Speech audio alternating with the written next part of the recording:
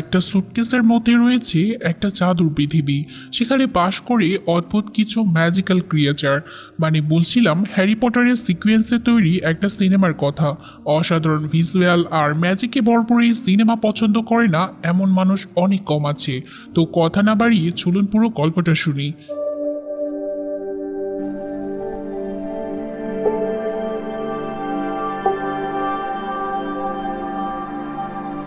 এই গল্প শুরু হয় নিউ ইয়র্ক শহর থেকে। শুরুতেই আমাদের সামনে আসে এই গল্পের প্রধান চরিত্র, যার নাম হলো নিউট। তো নিউট আসলে একটা বই লেখার জন্য দুনিয়া ভরে ঘুরে বেড়ায়। এটা এমন একটা বই যা অসাধারণ ম্যাজিক্যাল জীবজন্তুদের নিয়ে লেখা। এই প্রাণীগুলো আজকের পৃথিবী থেকে বিলুপ্ত হয়ে যাচ্ছে, আর নিউট এমনই একটা প্রাণীকে বাঁচানোর জন্য আজ বেরিয়ে পড়েছে। তো নিউটের সঙ্গে আছে একটা সুটকেস, যার ভেতরে এইসব অদ্ভুত প্রাণীরা বাস করে। তবে সাধারণ মানুষের চোখে যাতে এই সুটকেসের আসল রূপ ধরা না পড়ে, তার জন্য সে এর সুইচ বদলে রাখে। তো সাধারণ মানুষের দুনিয়াতে মানুষদের মাগল বলা হয়। মাগল অর্থাৎ সেই সব মানুষ যারা জাদু জানে না। অন্যদিকে দেখানো হয় গ্রিন্ডেলওয়াল্ড নামের একজন ভয়ঙ্কর শক্তিশালী জাদুকরকে। এই জাদুকর তার জাদু সঠিক কাজে ব্যবহার না করে ভুল পথে ব্যবহার করছে, মানে সে ডার্ক ম্যাজিক ব্যবহার করে। এমনকি তাকে উইজার্ডদের স্কুল থেকে ডার্ক ম্যাজিক করার কারণে বের করে দেওয়া হয়েছে। সারা নিউ ইয়র্ক শহর তার ভয়ে আতঙ্কে রয়েছে। সে সাধারণ মানুষদের মেরে ফেলছে, এমনকি সব মহান উইজার্ডদেরও একে একে শেষ করে দিচ্ছে, কারণ সে চায় না সে ছাড়া এই দুনিয়ায় আর কোনো মহান উইজার্ড থাকুক। তাকে সরাসরি লর্ড ভল্টিমর্টের সাথে তুলনা করা যায়। যারা হ্যারি পটার সিরিজ দেখেছেন তারা অবশ্যই জানবেন এই ম্যাজিক্যাল দুনিয়ায় সবচাইতে ভয়ানক উইজার্ড ছিল লর্ড ভল্টিমর্ট। যাই হোক, প্রতিদিন খবরের কাগজে গ্রিন্ডেলওয়াল্ডের স্টিকার ছাপা হতে থাকে, আর এই সব ঘটনার তদন্তের জন্য দায়িত্ব দেওয়া হয় এই গল্পের আরেকটি চরিত্রকে, যার নাম হলো গ্রেভস। গ্রেভস যখন নিউ ইয়র্কের একটা কেবিন ফিল্ডে পৌঁছায়, তখন সে দেখে সেখানে একটা বাড়ি পুরোপুরি ধ্বংস হয়ে গিয়েছে। সেখানে উপস্থিত লোকেরা বলছিল এইসব কাজ কোনো ইনভিজিবল এন্টিটির বা কোনো ডার্ক ম্যাজিক। সে জাস্ট এখানে এসেছে আর এইসব বাড়ি ভেঙে তছনছ করে সেখান থেকে চলে গিয়েছে। এদিকে নিউট স্ক্যাম্যান্ডার তখন রাস্তায় হাঁটছিল। সে এমন কিছু লোকের সামনে পড়ে যায় যারা উইজার্ডদের বিরুদ্ধে ছিল। তারা মনে করত যে জাদুকরদের এই দুনিয়ায় না থাকাই ভালো। তারা দাঁড়িয়ে দাঁড়িয়ে কিছু কাগজ বিলি করছিল। এখানেই আরেকটি চরিত্রকে দেখানো হয়, যার নাম হলো ক্রেটেন্স। ক্রেটেন্স তখন দাঁড়িয়ে দাঁড়িয়ে ওই মাগলদের কথা শুনছিল। কিছুক্ষণ পর আমরা ক্রেটেন্স সম্পর্কে আরো ভালোভাবে জানতে পারবো। তো এই সময় হঠাৎ করে নিউটের সঙ্গে একজন মোটা লোকের ধাক্কা লাগে, যার নাম ছিল জ্যাকব। তার কাছেও একদম একই রকম দেখতে একটা সুটকেস ছিল। ধাক্কার কারণে তাদের সুটকেস দুটো বদলে যায়। জ্যাকব তখন একটা ব্যাংকে গিয়েছিল লোনের আবেদন করতে, কিন্তু তখন তার কাছে নিউটের সুটকেস ছিল, যার ভেতরে ছিল সেই ম্যাজিক্যাল প্রাণীরা যাদের নিউট সবসময় লুকিয়ে রাখে। ব্যাংকের শোরগোল শুনতে পেয়ে হঠাৎ করে সুটকেস থেকে একটা প্রাণী বের হয়ে যায়, যার নাম ছিল নিফলার। এই প্রাণীর বিশেষ দিক হলো সে যে কোনো চকচকে জিনিস চুরি করার চেষ্টা করত। ঠিক একই কাজ সে এখানেও করছে। নিফলার আশেপাশে থাকা লোকদের জুতো বা যে কোনো জায়গায় থাকা হীরা জহরত খুঁজে খুঁজে নিজের পেটে লুকিয়ে ফেলতে থাকে। তো যখন নিউট এটা জানতে পারে যে তার ব্যাগ এক্সচেঞ্জ হয়ে গিয়েছে, তখনই সে নিজের ব্যাগ ফেরত দিতে আবার জ্যাকবের কাছে যায়। কিন্তু ততক্ষণে নিফলার নামে সেই প্রাণীটা সেখানে অনেক কিছু চুরি করে ফেলেছে। নিউট ততক্ষণে প্রাণীটাকে দেখে ফেলেছিল। এজন্য সে তখন প্রাণীটাকে ধরার জন্য নিজের জাদুকরী শক্তির ব্যবহার করে। কিন্তু এই পুরো ঘটনায় জ্যাকবও তার সঙ্গে কাকতালীয়ভাবে জড়িয়ে পড়েছিল। এদিকে নিফলারকে ধরতে গিয়ে সে ওদের চোখ এড়িয়ে ব্যাংকের মেইন ভল্টে ঢুকে পড়ে।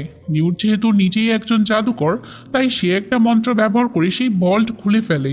এই ভল্টটা ছিল ব্যাংকের মূল সুরক্ষিত জায়গা। সেখানে ঢুকে তারা দেখে নিফলার সেখানে অসংখ্য সোনা দেখে পাগলের মতো আচরণ করছে। এমনকি কিছু সোনা সে নিজের পেটের থলিতে অলরেডি ঢুকিয়েও ফেলেছে। নিউট তখন তাকে ঘুরিয়ে ঘুরিয়ে চেষ্টা করছিল পেট থেকে সব জিনিস বের করে আনতে, কিন্তু ঠিক তখনই পুরো ব্যাংকের পুলিশ সেখানে পৌঁছে যায়। নিউট চায় না সে এবং জ্যাকব কোনোভাবে পুলিশের হাতে ধরা পড়ুক, তাই সে একটা মন্ত্র ব্যবহার করে সেখান থেকে গায়েব হয়ে যায়। কিন্তু ঠিক তখনই একজন মহিলা তাকে দেখে ফেলে। মহিলাটি আবার একজন উইজার্ড পুলিশের সদস্য। এদিকে নিউট চায় না তার করা সমস্ত ম্যাজিকের ব্যাপারে জ্যাকব মনে রাখুক, তাই সে স্মৃতিমোচন মন্ত্র ব্যবহার করে তার স্মৃতি মুছে দিতে চায়। কিন্তু ঠিক তখনই জ্যাকব ভয় পেয়ে তাড়াহুড়োয় আবার তার সেই সুটকেসটা নিয়ে নিউটের মুখে ঘুষি মেরে সেখান থেকে পালিয়ে যায়। আর নিউট যতক্ষণ এই বিষয়টা বুঝতে পারে ততক্ষণে জ্যাকব আগেই সেখান থেকে উধাও হয়ে গিয়েছিল। ঠিক তখনই সেখানে পৌঁছে যায় উইজার্ড পুলিশ টিনা। সে নিখুঁত একটা মন্ত্র উচ্চারণ করে নিউটকে একটা নির্দিষ্ট জায়গায় নিয়ে যায়। সে বলে, তুমি সাধারণ মানুষের সামনে জাদু কেন করছো? তুমি জানো না মাগলদের মধ্যে জাদু করা নিষিদ্ধ? তারপর সে বলে, তোমার ব্যাগে যেই প্রাণীটা আছে সেটা দেখাও। সে তো বেপরোয়া চুরি করেই চলেছে। আমি একজন দায়িত্বপ্রাপ্ত কর্মকর্তা এবং আমাকে এই ঘটনার তদন্ত করতে হবে, তাই তোমাকে আমার সঙ্গে আদালতে যেতে হবে। এরপর সে নিউটকে নিয়ে পৌঁছায় জাদু মন্ত্রণালয়ে। এই মন্ত্রণালয় ছিল যেন একটা আলাদাই জগৎ। এই মন্ত্রণালয়টা আমরা আগেও অনেকবার হ্যারি পটার সিনেমায় দেখেছি। তো তখন টিনা তার ঊর্ধ্বতন কর্মকর্তাকে জানায়, আমি এমন একজনকে ধরেছি যে তার প্রাণীদের নিয়ে শহর জুড়ে চুরি করে বেড়াচ্ছে।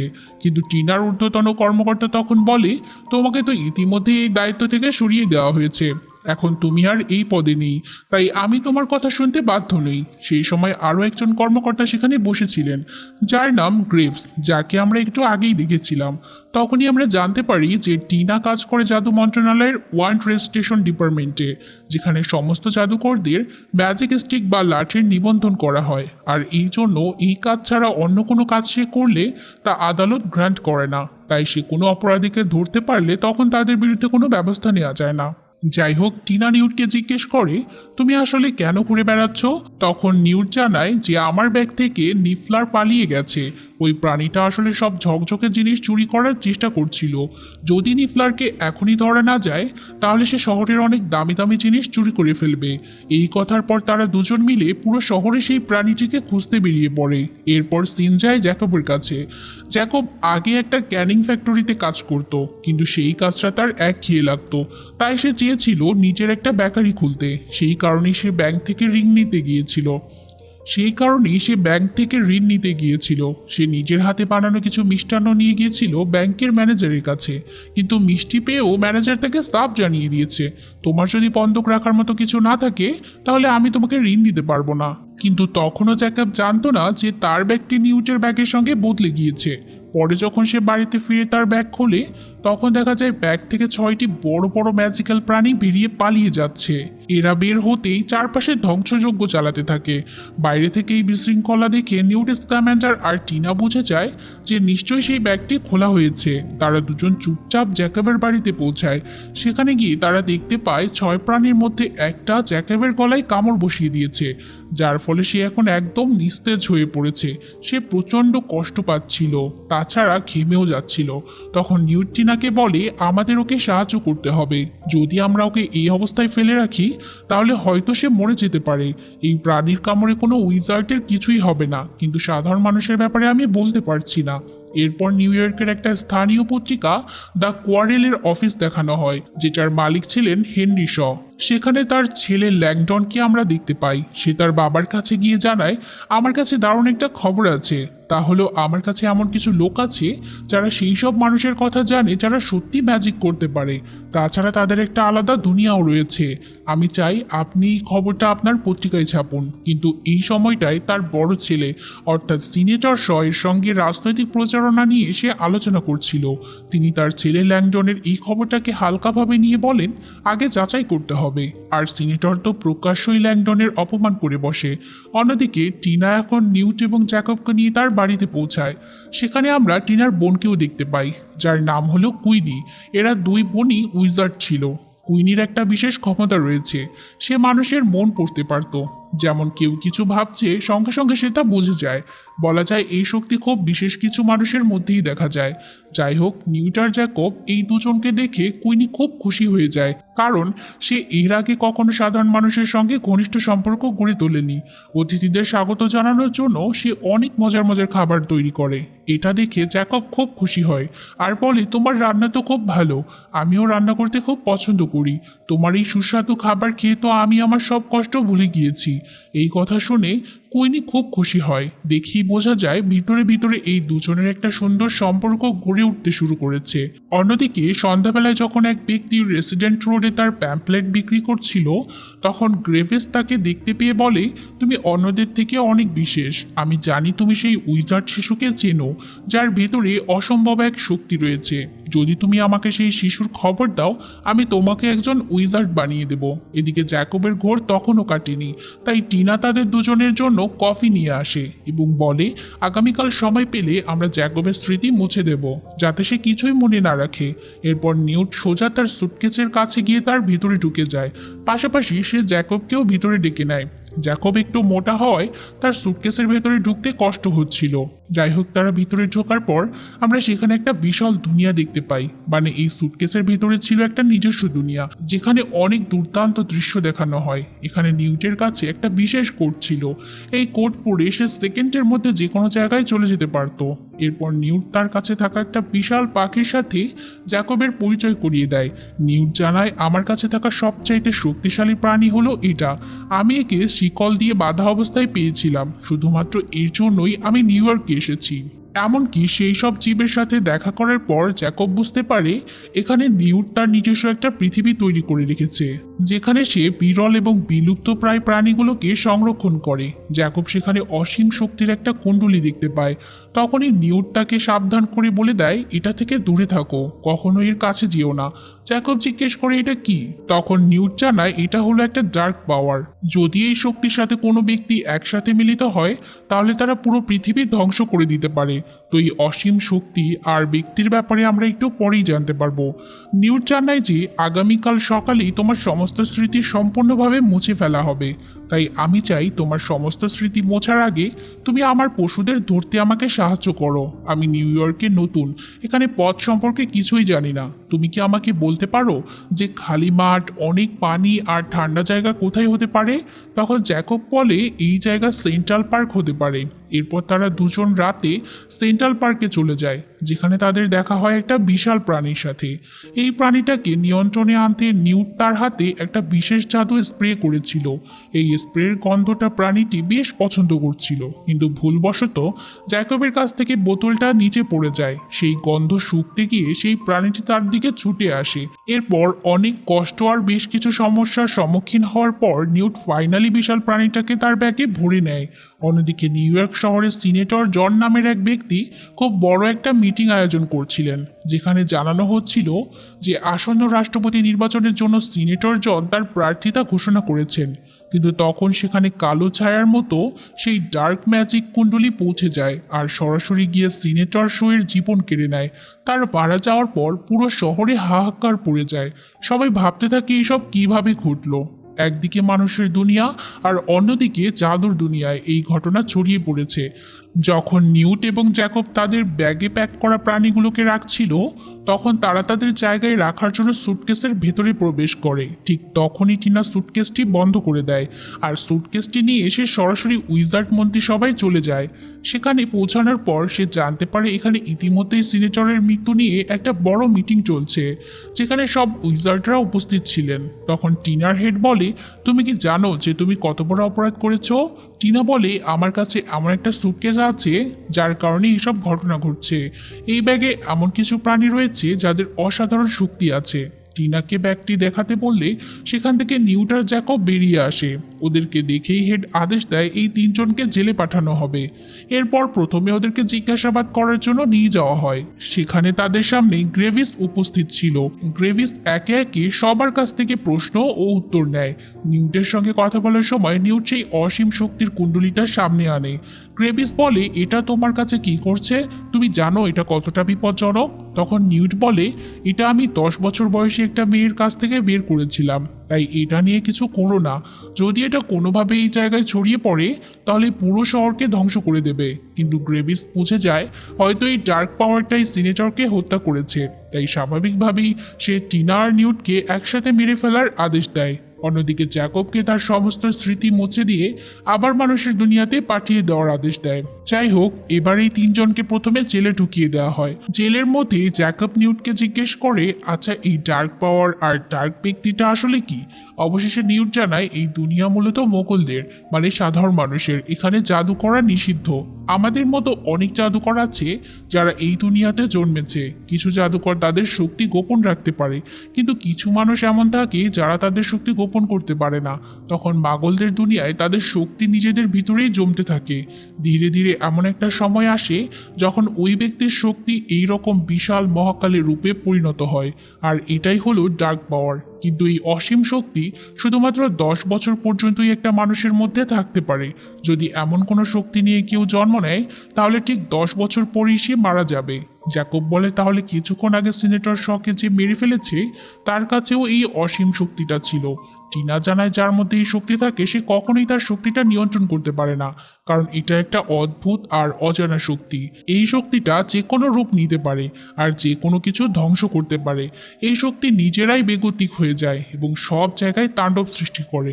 এমন সময় কিছু পুলিশ এসে নিউট আর টিনাকে তাদের সঙ্গে নিয়ে যায়। ঠিক তখনই নিউটের কাছে থাকা একটা অদ্ভুত প্রাণী পেছন থেকে নিউটের হাতের তালা খুলে দেয় এবং নিউট তখন সেই পুলিশের সাথে ফাইট করে টিনা আর নিজের জীবন বাঁচিয়ে সেখান থেকে পালিয়ে যায়। এই সমস্ত ঘটনাগুলোর খবর টিনার বোন কুইনির কাছে পৌঁছে গিয়েছিল, কারণ সে তো সকলের মন পড়তে পারে। এই সব কিছু জানতে পেরে কুইনি তখনই ওদের সাহায্য করার জন্য বেরিয়ে পড়ে। প্রথমে সে জ্যাকবের কাছে যায়, তাকে মুক্ত করে মন্ত্রণালয় থেকে নিউটের ব্যাগ নিয়ে সোজা টিনার কাছে পৌঁছে যায়। তারপরে এই তিনজনকে সে নিউটের সুটকেসের মধ্যে ভরে সবাইকে ধোকা দিয়ে সেখান থেকে পালিয়ে আসে। তারপর তারা সবাই একটা মিনারে পৌঁছায় আর একে অপরের সাথে আলোচনা করতে থাকে যে আর কত প্রাণী আছে যাদেরকে তাদের সঠিক জায়গায় পাঠাতে হবে। নিউট জানায় আর একটা অদৃশ্য প্রাণী আছে যার নাম হলো ডেমিগাইজ। সেই প্রাণীটাকে সাধারণ মানুষ দেখতে পায় না, তবে আমাদের মতো জাদুকররা শুধু দেখতে পারে। তবে আমি জানি না সেই প্রাণীটা এখন কোথায় থাকতে পারে। টিনা বলে এই শহরে একমাত্র একজনই লোক আছে যে সব অবৈধ জিনিসের উপরে নজর রাখে, যার নাম হলো মার্কেল। যদি তুমি চাও তাহলে আমি তোমাকে তার কাছে নিয়ে যেতে পারি। তারপর তারা সবাই সেই মার্কেলের সাথে দেখা করতে পৌঁছে যায় একটা ম্যাজিক্যাল বারের মতো জায়গায়, যেখানে সবকিছু জাদুর মাধ্যমে ঘটছিল। সেখানে মার্কেল নামে সেই ব্যক্তি ওদের সামনে আসে। নিউট তাকে জিজ্ঞেস করে, তুমি কি আমাকে বলতে পারো আমার ডেমিগাইজ প্রাণীটা কোথায় আছে? মার্কেল তাকে বলে, প্রত্যেক জিনিসের মূল্য থাকে, আসল দাম চোকালে তুমি আসল জিনিস সম্পর্কে জানতে পারবে। তখন নিউট তাকে একটা দূরবীন দেয়, কিন্তু সে বলে আমার কাছে আরো 5টা আছে। এরপর নিউট তাকে আরো একটা ম্যাজিক্যাল জিনিস উপহার দেয়। তারপর জিজ্ঞেস করে, আমাকে বলো আমার ডেমিগাইজ কোথায় পাওয়া যাবে। কিন্তু ভুলবশত মার্কেলের চোখ পড়ে যায় নিউটের কাছে থাকা গাছের মতো দেখতে অদ্ভুত প্রাণীটার দিকে।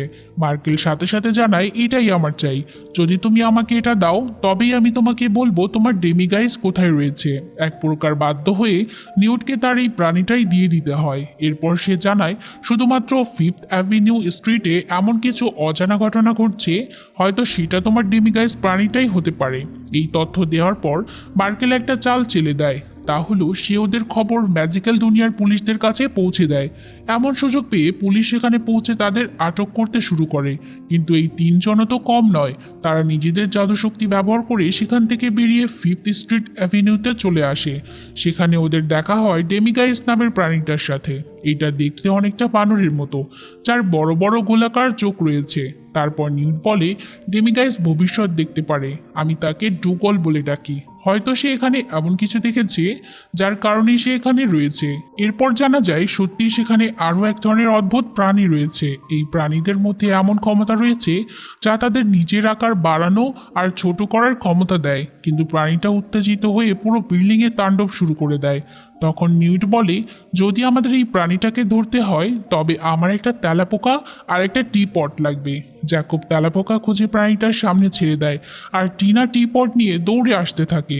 যখনই তেলাপোকাটি পটের মধ্যে ঢুকে যায় ঠিক তখনই বিশাল প্রাণীটাও ছোট হয়ে তেলাপোকাটাকে ধরতে টি পটের মধ্যে ঢুকে যায়। অন্যদিকে ওরা সবাই মিলে প্রাণীগুলোকে আবার সুটকেসের মধ্যে রাখতে ভিতরে ঢুকে যায়। সেখানে কুইনি বারবার শুধু জ্যাকবের মন পড়ছিল। তখনই সে একটা ছবি দেখতে পায়। ছবিটা ছিল লিটা নামে একটা মেয়ের। সে জিজ্ঞেস করে এই মেয়েটা কে। নিউট বলে তারা স্কুলে খুব ভালো বন্ধু ছিল। জ্যাকব বলে আমিও জাদু শিখতে চাই, আমেরিকাতে কোনো উইজার্ড স্কুল আছে কি? কুইনি জানায় হ্যাঁ, অ্যালভার্নি নামের একটা স্কুল আছে। তখন নিউট বলে হগওয়ার্টসের মতো কোনো স্কুল এই পৃথিবীতে আর নেই।